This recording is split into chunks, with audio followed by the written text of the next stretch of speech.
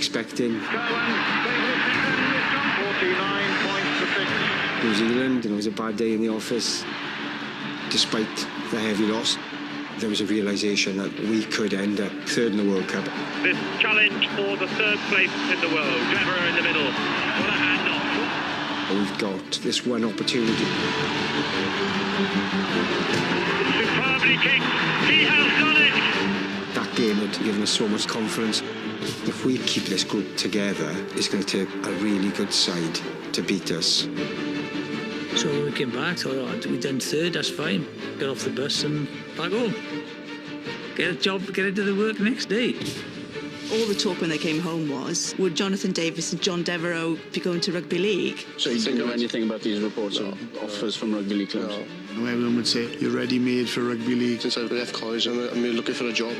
The World Cup put people on a world stage. This is Jonathan Davies and he's got lots of support. This is Devereux. Having seen the likes of Jonathan, John Dev perform so well, this was an opportunity again for rugby league to raid the valleys and to take the best of what we had.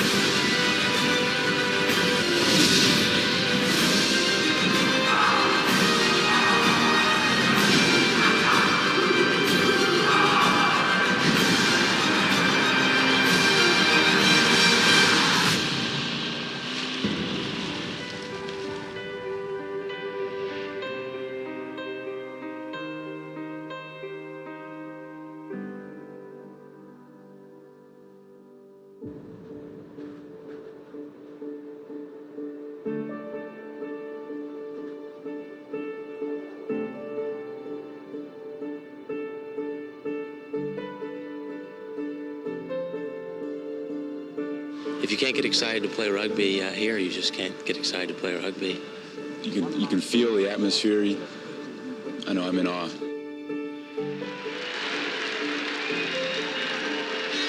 Wales, as you notice, playing in green. Brendan Bowen, first time for him as captain. After the World Cup and the reflected glory of having done well, we had a confidence about us as a team better than we had for some time. Paul Foreman ready to get the game underway. This, the very first match between Wales and the United States. They had some decent players, and collectively they were a decent side, physical as you can imagine because of American football. There's just huge people physically, you know. It's Ring. Back inside to Rob Forster, has he got there? That was probably getting the band back together, wasn't it, after the World Cup?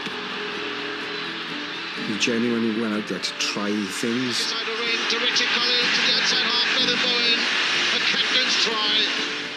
There was just this feeling that we started to get there. To Brendan Bowen. Oh, he's spinning wide open. Brendan Bowen, can he link up to Foreman? Put away goes Robert Jones. Back inside. It's the second try for the captain, Brendan Bowen. Foreman gets 2 extra points. Wales really turned down the screw like a good side should do. It was a great game to put us into a more confident place going into what we knew was going to be another tough 5 Nations.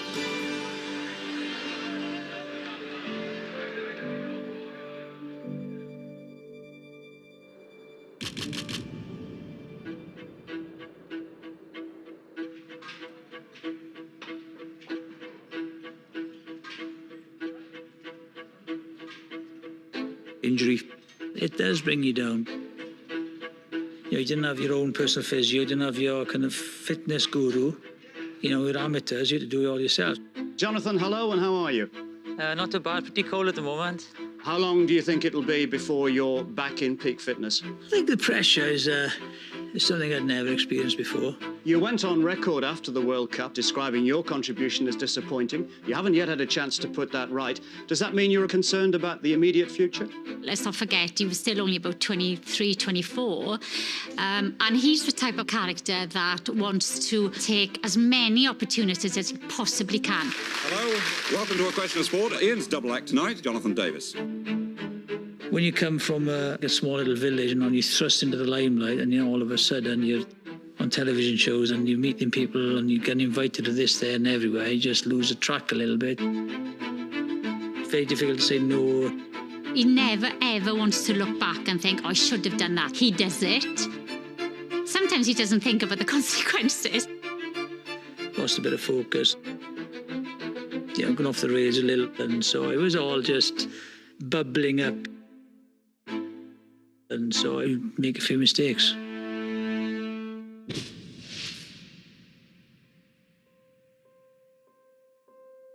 The court was told that Jonathan Davis had been to a funeral that day with a lot to drink, and he left driving his own car, but eating a bargee meal from the car seat beside him. As he rounded a bend at Wellinvoll Road, he hit a lamppost, demolishing it and overturning his car. He was seen by 2 policemen, and the court was told when they breath tested him, he was found to have 3 times the legal limit. I'm embarrassed about it, really. It was a stupid thing to do. It's just a huge regret. He was very low at the beginning. Once he realised that this wasn't the end of his career, that he was still on the right path, he really threw himself into training. If anything, rugby was where I could get away from everything. So I trained hard, worked on my fitness. Yeah, we were looking forward to the 5 Nations.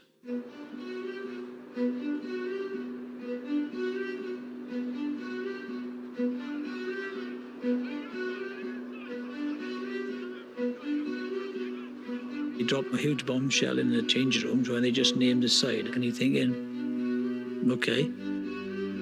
Wales enter the 5 Nations Championship with 4 fly halves. Jonathan Davies, Mark Ring called up in the centre alongside Bowen, and they look Clement at fullback, and they look set to run everything. Dropping Paul Thorburn, I was so shocked that day. I didn't even hear my own name announced. I didn't honestly expect them to drop me for Tony Clement, because he'd never played fullback before. You're talking about getting rid of a guy who was a main contributor to the points.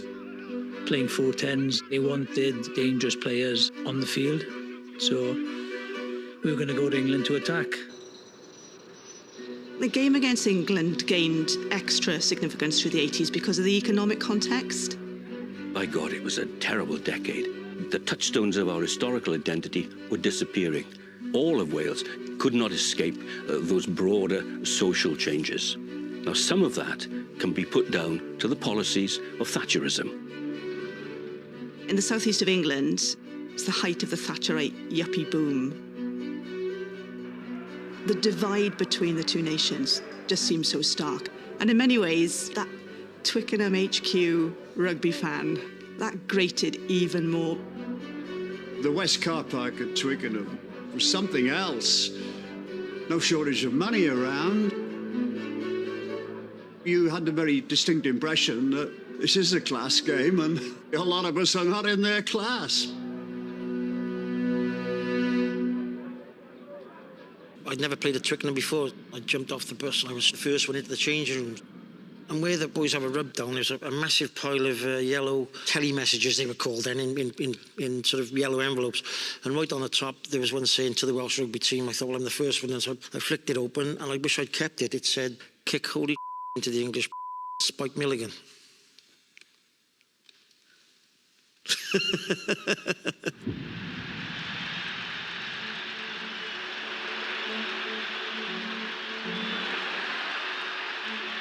I knew that Wales hadn't won the Triple Crown for 9 years, hadn't won a Grand Slam for 10 years. But if you can win your first game, that gets you momentum. Every time you play for Wales, you think that you're going to beat the opposition. And you always dream of going on a run like the 70s boys. We went into that game in a real positive mindset. Jonathan Davies, done Mr. Bowen, Ring, Clement in the line. England had a good platform up front and had the ability to create territory. Through goes Will Carling to keep the pressure on. Jonathan was excellent. What a pick-up by Jonathan Davies. Jonathan Davies going all the way himself. Webb in with the tackle magnificently. Everyone says what a brilliant game it was, but I always remember it was 0-0 half-time. If you get decent ball and you've got that space, and things can change pretty quickly. Hadley, back inside to ring. Hadley, brilliantly played. He must get there. Hadley all the way. In that game, Jonathan was up against Mickey Skinner, Mick the Munch, who was a big, strong, tough guy. Jones and Jonathan Davies down by Skinner. Skinner, he was screaming, shouting at me all day, you're going to kill me. Jonathan, on one occasion, he just said, give me the ball. He just went through the gears as Mick Skinner was just desperately trying to get across to him. And in Welsh, he just said, da ball. Da ball, ta-ras, I run round him, which infuriated him. Skinner misses the top tackle. Ring cutting back inside, creating havoc in the defence. Still loose. Bowen first. Hadley now. The tackle by Cosmo dismissed, and it's Hadley's second score.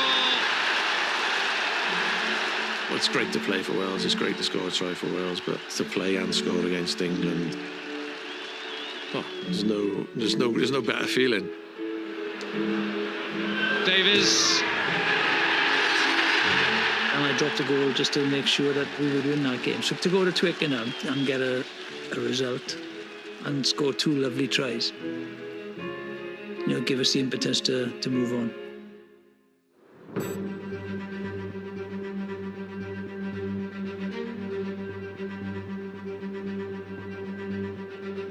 The last month has been quite a testing time. Really, it's up to me now to establish myself again in the side and try and keep my place.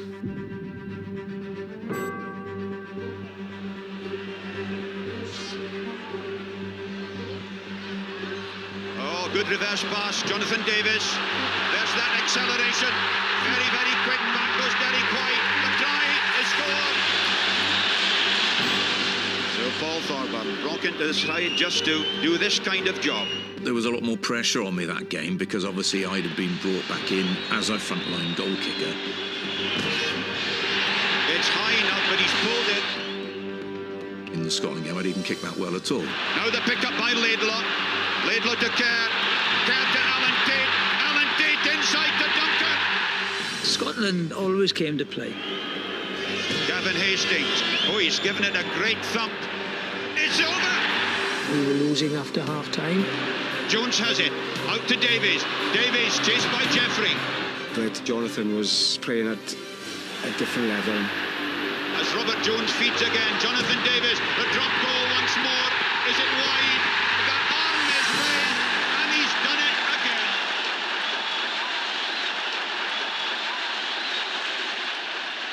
So with Scotland and England in the bag, suddenly the Welsh press have gone mad.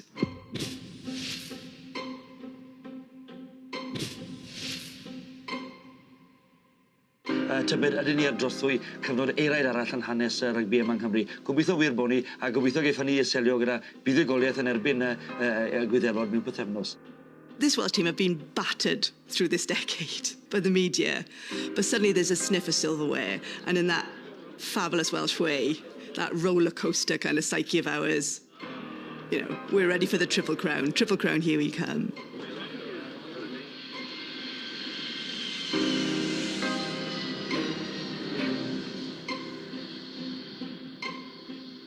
Wales then 1 match away from the Triple Crown.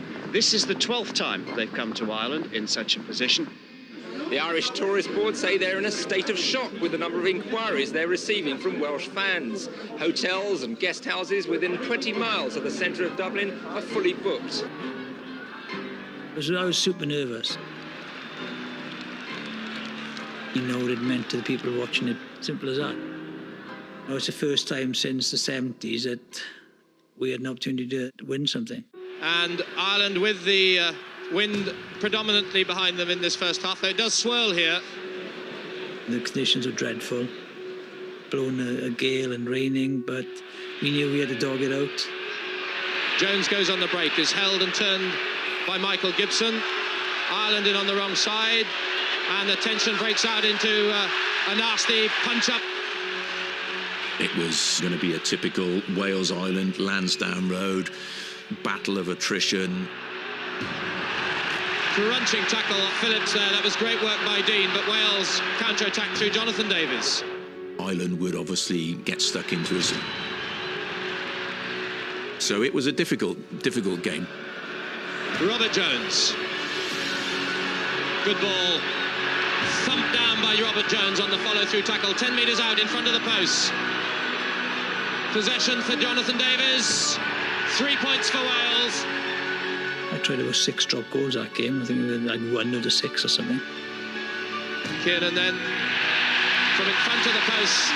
And all of a sudden, comes on one incredible kick. As we move into the first minute of injury time, 9 points all. It's a penalty to Wales as Ireland kill the ball. I knew Blethen was going to call me up. Wales bidding for a first Triple Crown success of the 80s. I did feel a fair bit of pressure. I was expected to get these kicks. That's the reason why I was in the team. Paul Thorburn then. It rests with him. It's a Triple Crown triumph for Wales. Thorburn, the hero of the hour. And they've done it for the first time in the 1980s. The last Triple Crown was 1979. Well, the celebrations that evening were fantastic. But then the reality sticks in. We've now got a once-in-a-lifetime opportunity to win the Grand Slam.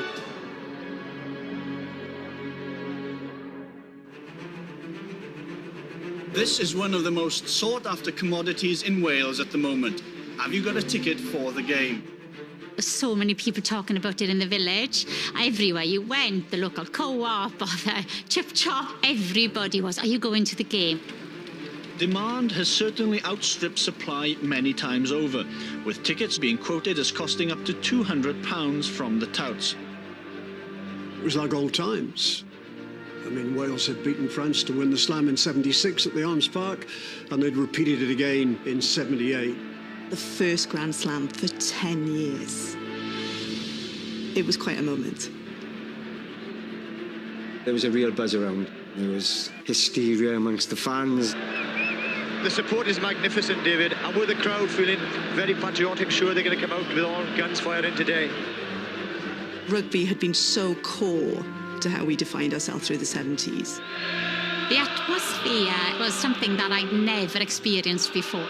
It was a huge event for everybody. It's much more than a Grand Slam game. It's a chance for Wales to reclaim its identity.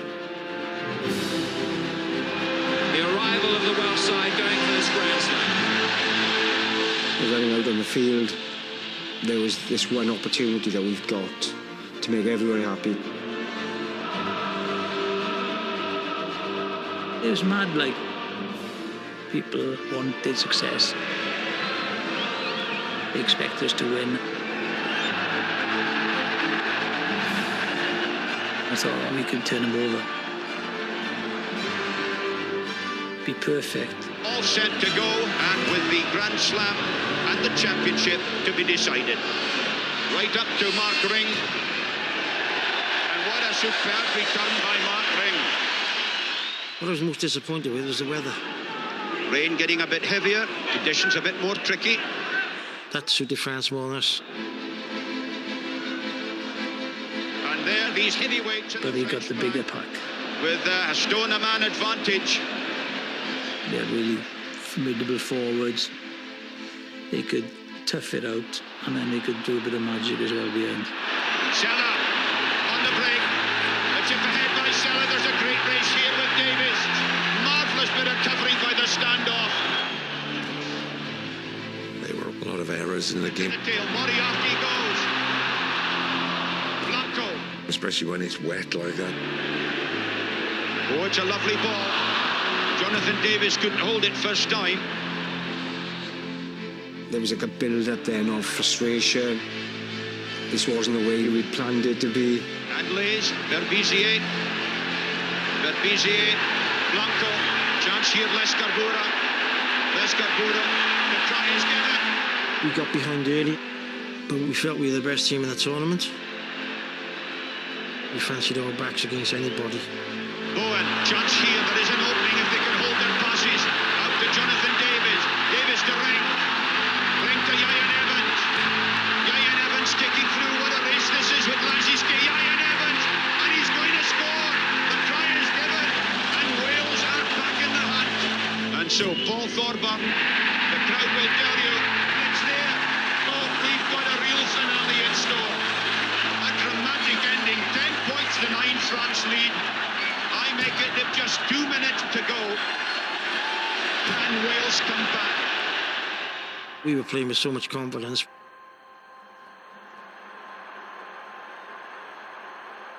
But it was late in the game. 1 point in it, so we're going into injury time. But the Welsh haven't finished yet. Blethen Bowen is ready to take a quick one. And we didn't have enough time to get field position.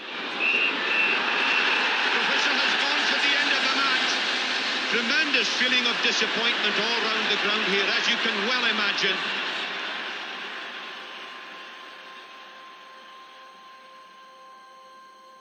Travesty, really, because that squad deserved a Grand Slam.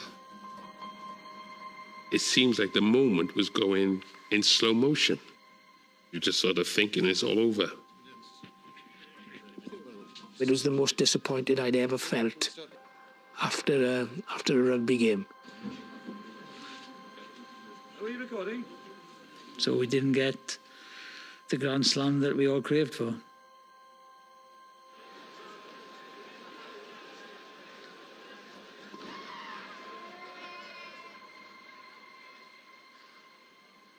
We had the crown, but we didn't quite get the slam, which is how it was and how it remains in the books, really.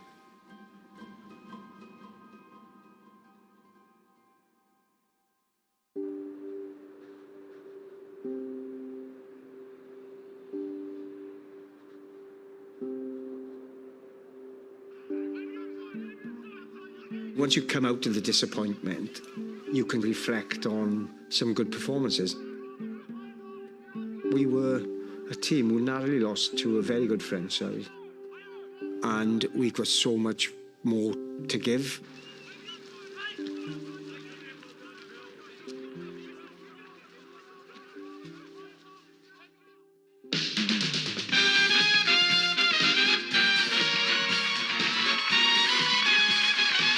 Wogan was the biggest chat show on British television in the 80s. It was on 3 times a week.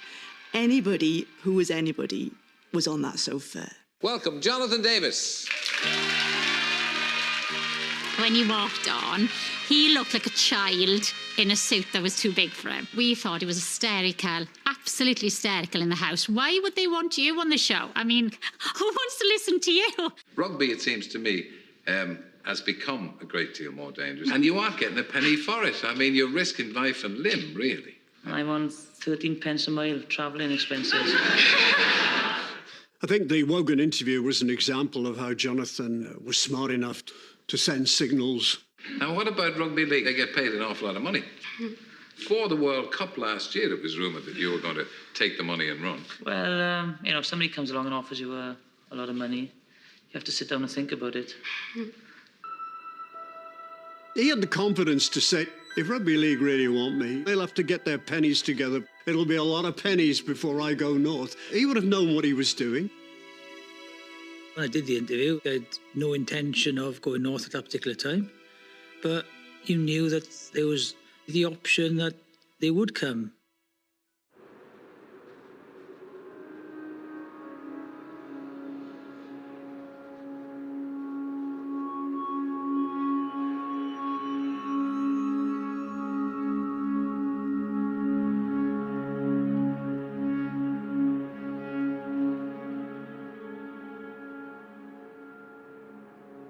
The Welsh players, these guys would have been in everyday jobs.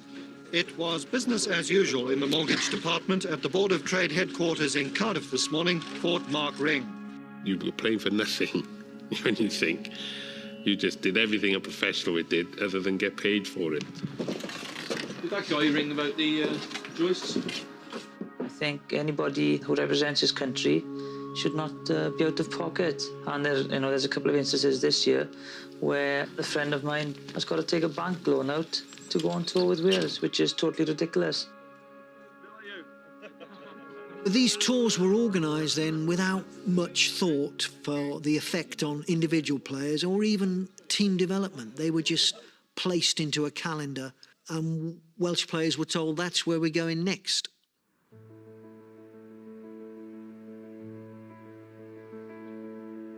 New Zealand in their own backyard is the ultimate test.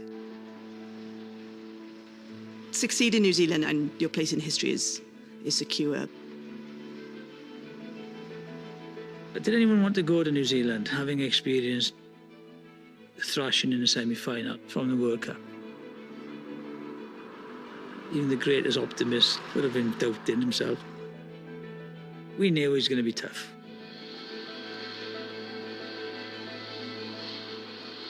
They had the ludicrous schedule of playing New Zealand's top provincial teams and 2 test matches against arguably the greatest All Black team of the amateur era in 4 weeks.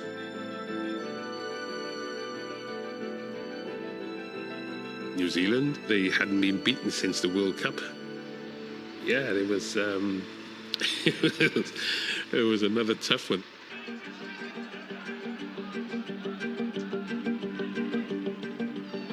Our first game was against Waikato, and Warren Gatland, oddly enough, was playing in that game. OK, so it's Warren Gatland then into this first line out of the game for Waikato. The provincial teams, they were like internationals themselves. First touch then for Glenn Webb, playing on the left wing this afternoon. Strongly tackled there, though. They were just on fire. Ope, up from full back again. Is this man Halligan? Great chance here, surely. The switch inside to Goldsmith, and he's going to score.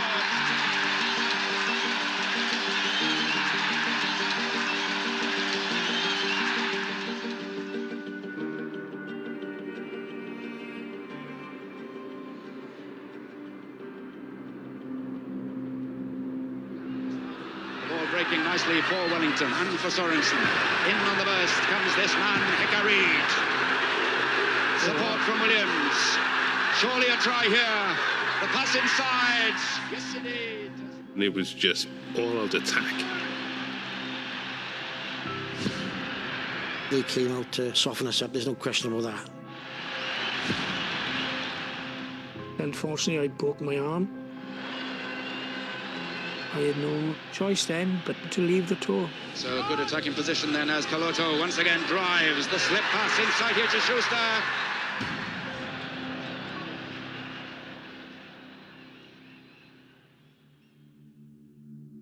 The Welsh walking wounded start at home today.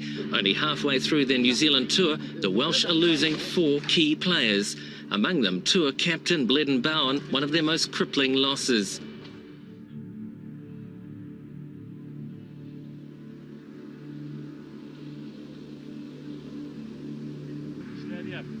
The 1988 All Blacks side will be up there with the greatest team of all time.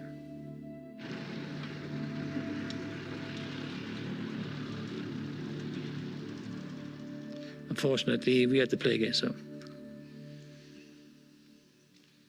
Twice.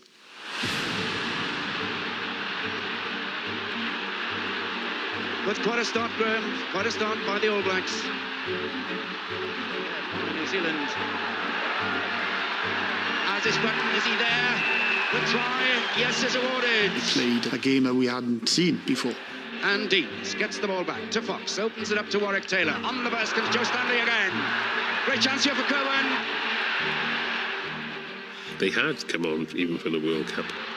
You know, we were tackling everything and moved, but they hit you with wave after wave. As Cohen now getting involved in something with Robert Jones there. New Zealand rugby at the time was physical. New Zealand trying to ruck that ball back. If you're on the ground or you're in the way of New Zealand's ability to get quick ball, then you've just got to accept the consequences. I got badly raked across my knees. I almost took the ligament out as well. This is disaster for Wales. Forster has to leave the field permanently. That put paid to me on the trip, unfortunately. Jonathan Davis to Devereux to Ring. Clement up from fullback. This team were just falling like flies. As Anthony Clement leaves the field. Cohen looking for his second try. They were just too good for us. Gets the ball to Danes, out to Cohen. Going for the corner. Too powerful, well organised, clinical. Wales in dreadful disarray. They knew that they were going to win. The flick pass there, beautifully taken by Terry Wright. It was just a case by how many. Flick pass to Gallagher. Out to Cohen, try number 4. They were at a level totally different to anything else that's happening in the world. The players are stronger, they're faster, they're fitter. It's actually a terrible reflection of Northern Hemisphere rugby. It wasn't a professional game. Yet they seemed to be playing in a way that suggested they'd been together for weeks on end. As in fact the referee's whistle goes for the end of this game. 52 points to 3, and really a daunting task for Wales just to continue on this tour.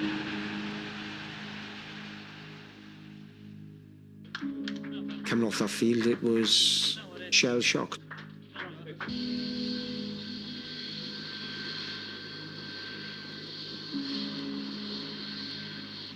There's a touch of gallows humour about this Welsh side, which faces a test on Saturday against the All Blacks with almost an inevitable result. Touring New Zealand when you're not doing well is a hard place to be. Wales's inept defence on this tour was highlighted as the home team scored 3 tries in a first-half assault on Welsh pride. It led to the taunts and laughter of the local supporters, to the playing of the last post by a bugler in the crowd. The last 10 days have been a Welsh nightmare. Jonathan Davis here must take some of the blame. You have to have a tough character. You have to have a mental toughness. And you're there, not earning any money, doing it for the love of the game. Despite talk of a mismatch, they're expecting a near-capacity crowd here at Eden Park tomorrow. After all, they used to get a full house at the Coliseum, and the Christians played the Lions.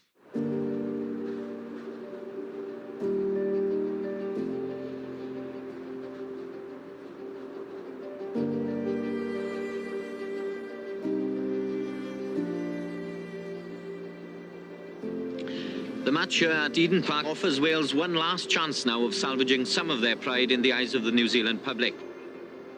Certainly I'm going to give one big effort, because I want some respect from New Zealand people, and hopefully everybody feels the same way as I do.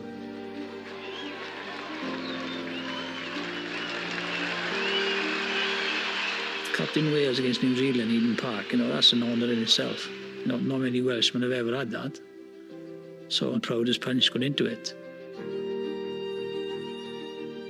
I'm going to give him my all and not roll over. Warwick Taylor, tackled by Jonathan Davis. Here's Gallagher, the slip pass there to Cohen. Tackled by Jonathan Davis. Support play from the opposite wing is Terry Wright. So a confident start then by Wales. He's a winner, man. He's a winner. And his attitude, he wants to win all the time.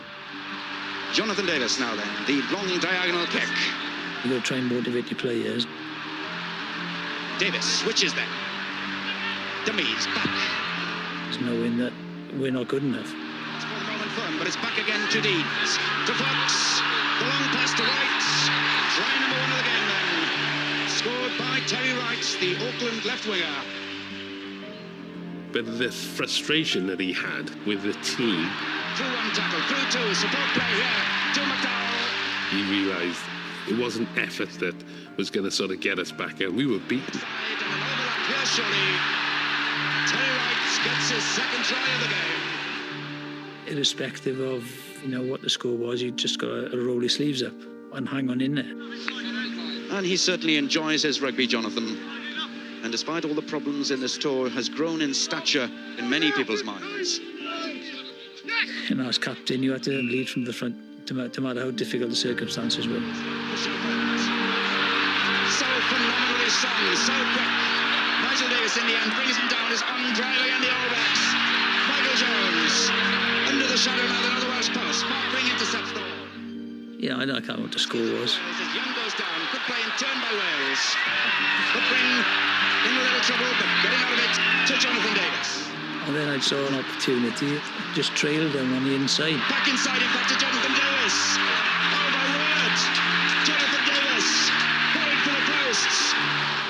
In the face of all we've had to deal with, this would be a good way to finish.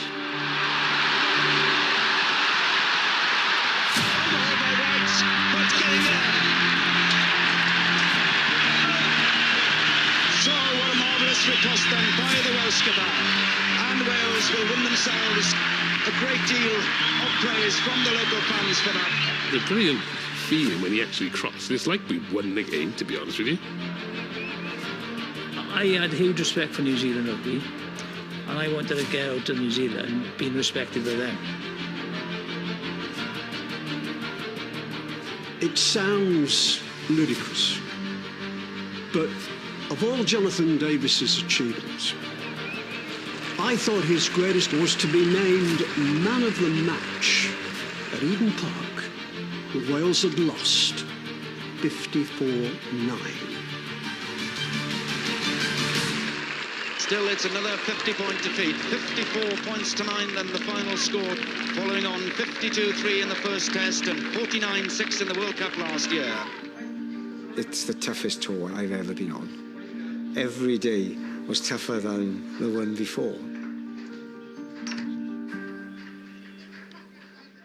And I think it broke us. The Wales Tour of New Zealand in 1988 left a scar that took an awful lot of healing.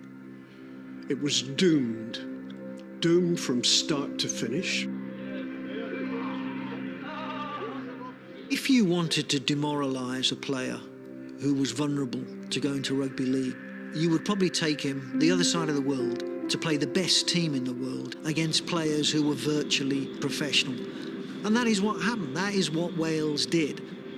And I think that was the start of conversations around Welsh rugby needs to change. There was no welcoming party for the return of the Welsh team. It was understandable, a tour which will go down as the worst in Welsh rugby history. It was hard to read the papers. Everything was negative. You know, it's hard to come home and then face the local press and the local people. There was no media training. There was no psychologist to talk to. That can become hard to manage. So Wales come home having been smashed by the All Blacks. But Jonathan and Bob Noster, they want to give the players perspective. So we put in a very polite one side of A4. And just say that, you know, to compete with them, you'd have to relax a little bit of the amateur laws, but not get paid for playing. Jonathan, he never even got a reply.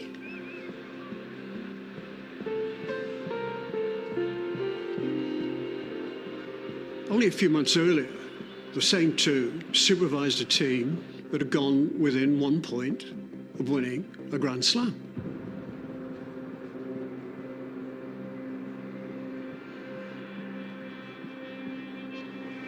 Rod Morgan described the Welsh tour as the most humiliating experience in his long rugby career. He added that higher standards of performance can only be attained by players improving speed and strength.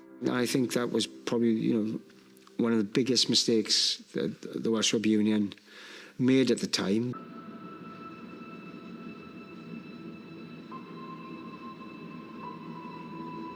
And another rugby union player has switched codes. Cardiff winger Adrian Hadley, capped 17 times by Wales, will sign for Rugby League club Salford in a £100,000 deal.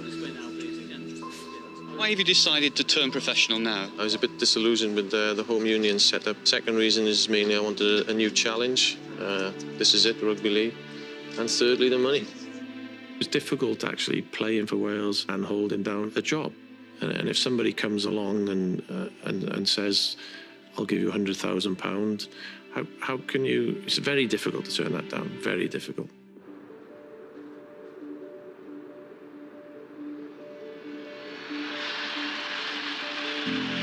Wales desperately looking for a good performance against this Romanian side. They weren't as good as us, but they looked at us, worked our weaknesses out, tactically played better than us, and got the result that they wanted. That's how close they are. The try has been awarded, and that indeed is the final whistle. A really embarrassing defeat for Wales.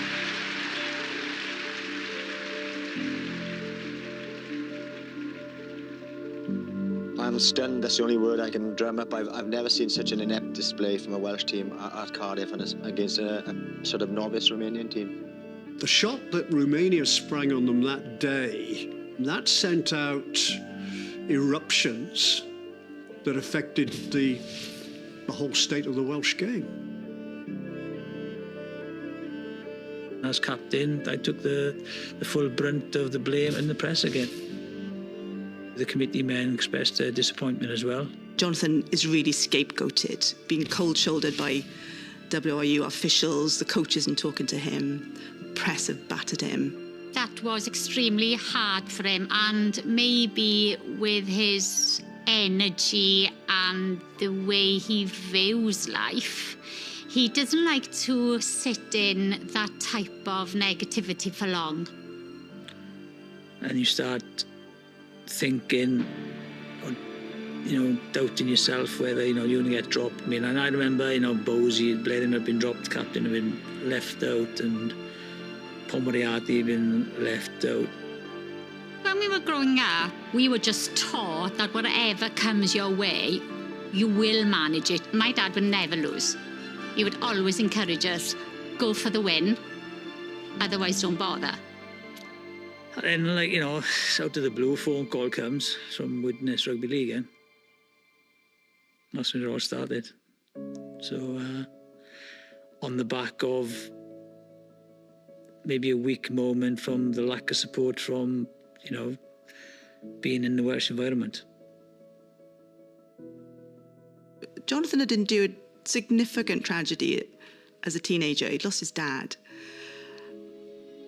And sport can be like a family. Father figures, coaches, they're important in these young men's lives. Widnes really built my confidence up.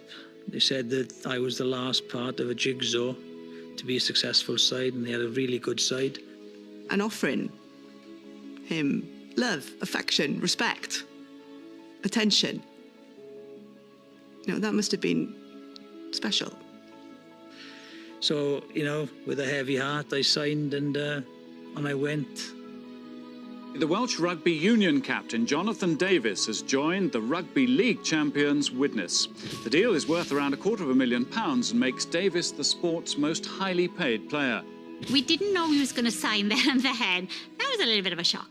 But he rang us straight away and said, I'm done. And we were like, oh my Lord, where's Widnes? Very mixed feelings, it's the hardest decision of my life, really. But, I thought hard about it, and I think I've done the right decision. Overall, then, do I understand that you're sorry to be giving up the union? Yes, I've been born and bred here, and of course, very sorry to give everything up, My roots, I've got to pick them all up and then take them to north of England. The costliest player in rugby league was being introduced to his new audience and his new game. He's cheerfully honest about how much he presently knows about rugby league. I'm going back home on tomorrow morning with a couple of videos and a rule book. So I never envisaged the fuss that would come after that. The news story of the week. Jonathan Davies could play his first game for Widnes on Saturday. Couldn't believe it. I mean, of all people, he's not rugby league. He's not built for it. And the tackling, how will you cope with one man going down low and the other one going somewhere around your shoulders or your head? With my weight, if somebody hits me low, I think I'll go down. So maybe that's the safest bet. It wasn't a given that Jonathan would succeed in rugby league at all.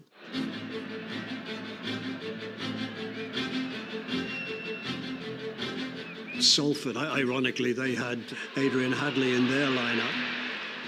In Jiffy's first game against us, the coaches tell our enforcers to put Jiffy out of the game. When you think they usually had 4,000 watching the Widnes game, people say there was 10 or 12,000 that particular day. When he walked out, he looked absolutely tiny. I remember looking at my hands and they were shaking with nerves, you know. It was hard because you had to blank out all the white noise of, you know, I'd never make it, never make it. And then when the nod came, looked like a scared rabbit in a caught in the headlights. People assumed because of his size he wouldn't be very good, but he loved proving people wrong. As Jonathan Davies gets his first taste of rugby league action in a Witness shirt, and I don't think he'd have got a better reception at the Arms Park.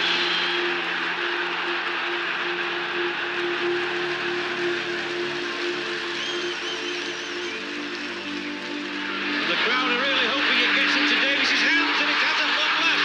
But he sets off. Jonathan Davies going down the wing. It's a sensational start for the Welsh man. He's bundled into touch. It was like people slagging me off, calling me a Judas, traitor, saying I'd never make it, I was too soft, I was too slow. But too late, I'd done it. I'd signed and there was no coming back.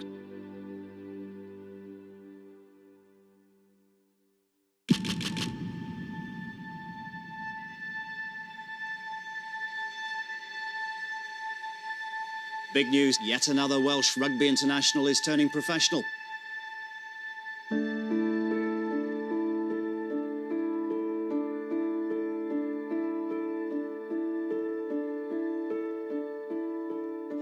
Jonathan's departure opens the floodgates. There's this exodus of Welsh players. We lose almost an entire first-choice side. To go north was a big thing, and you had to think hard about it. But you also had probably be pretty strong-willed to exchange not just a code of rugby, but in some senses a whole way of life. The scouts actively sought out players who they knew wanted to put food on the table. They didn't go for the university boys. Someone like Paul Thorburn, who's come from a very middle-class, well-educated background, he's got career opportunities where he is. I had an offer. You know, I didn't go. There were a few others who had offers who didn't go. Paul, why did you decide against going up to Wigan? Because of my current circumstances at the moment with my new job, obviously, and the fact it was such short notice. And he's left, you know, with a team that's been depleted by about 14 players and has to pick up the pieces. Paul Thorburn takes over the reins as captain, a tough task after recent disasters. Sadly, we lost an awful lot of players to rugby league. You're one of the ones who's decided to stay to help the Welsh cause, but that didn't take away the pride of, you know, captaining my country. Murrayfield is where the Five Nations Championship starts. Can we look forward to a win for Paul Thorburn's team? Going into that 89 Five Nations, Wales are in a dark place. All the hope and the green shoots of '88 had vanished. It was fairly bleak. And there the new Welsh captain, Paul Thorburn, playing today in his 21st international match. They came at us, goodness. Armstrong, Chalmers, very high. Up goes Lenin. Lenin was first to it. They were much more mobile around the field. It created lots of opportunities. Cutting inside out to Ducalo. Pass didn't go to hand. Feed on there to Chalmers. Back inside to Armstrong. Brilliant try. Lenin outside his man. On there to Peter Dodge. Dodge through. Dodge almost there. On to Chalmers. The try is given. And Wales obviously with a few problems to solve. When your luck's down, your luck's down. That was good work. Mannion, has he the pace? And if the team doesn't do well, they either blame the captain or the coach, or both. There's Nigel Davies-Mannion all the way. What a spectacular try for Ireland. And it was probably both.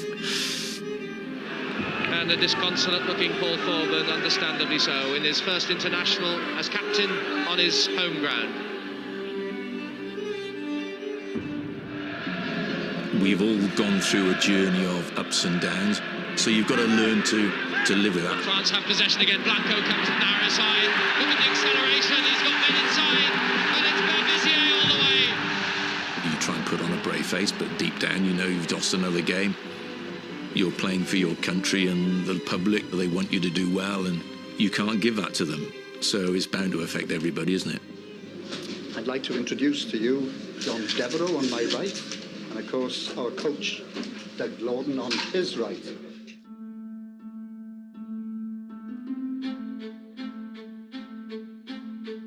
Even though I wanted to play more rugby union, I didn't want to go north. The offer came at a bad time, and I went purely from a financial point of view. Again, the money was too good to turn down. Through the 80s, Wales had lost almost every cherished record they held. They'd endured record defeats to Scotland, Ireland, France. Only one record held fast. England hadn't beaten Wales at the Arms Park for 26 years.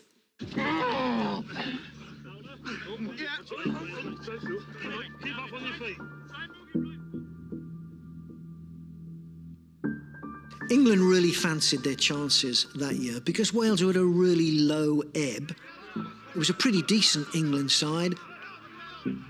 They had some great players, the likes of Gus Skirt and Will Carling, and they were going for the Grand Slam. Get it in the frame of mind that when you get hold of somebody, you get hold of them really solid, really tight. So think about that one. There was a big expectation amongst England supporters that they were going to beat Wales that day. We usually find it's a hostile crowd, but we're going to go there with confidence and come away with a win. This game has been dubbed Mission Impossible. Do you feel that it is impossible?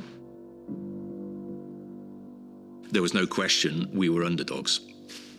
Let's make no bones about it. And of course the media were saying England are coming here to win the Grand Slam. I felt sorry for Thorby. We were under huge pressure from the press. Stephen Jones, the rugby correspondent of the Sunday Times, had written a piece where he'd suggested that the lack of response to what was a crisis in Welsh rugby really needed a tipping point. And the tipping point, he felt, would be for Wales to lose at home to England, something they hadn't done since 1963. It hurt because I'm captain, leading my country, his country, into battle against the enemy.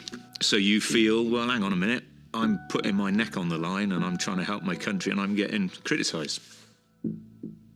It was a grim coincidence that the last Five Nations match of the 80s should coincide with England at Cardiff.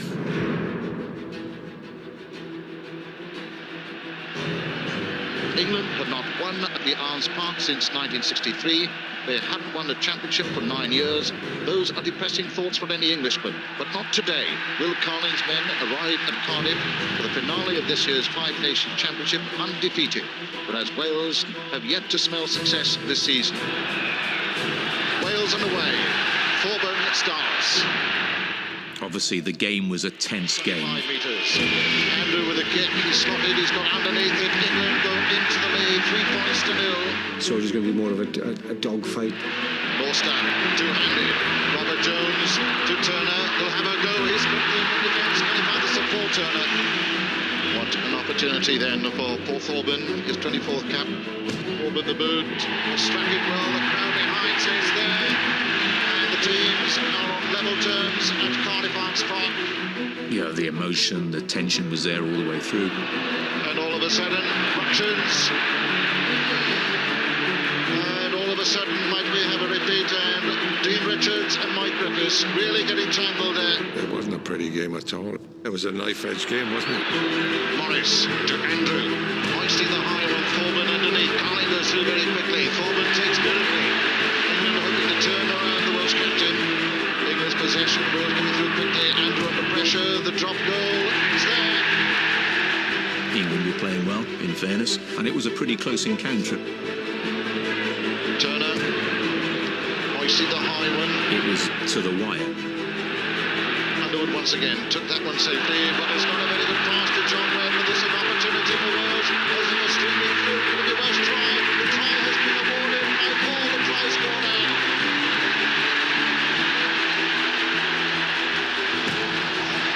Thorburn converts, and down it's it. Wales have done it. England will be sorely disappointed.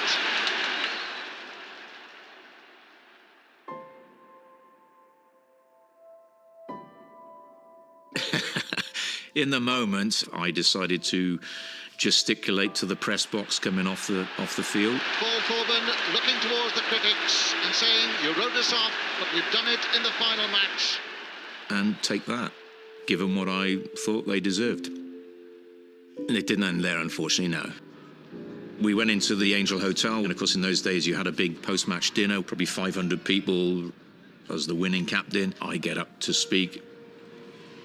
I did see Stephen Jones in the room, and I don't know why I did it, but I just said at the start of the speech, before I go on, I'd be grateful if Stephen would leave the room because I think he's scum of the earth. And then I carried on speaking, but the room went silent. People found out what I'd done, and they said, goodness, why did you do that? I said, well, it was the pressure. My mother rang and said, you've let us down. Yeah, it was disappointing.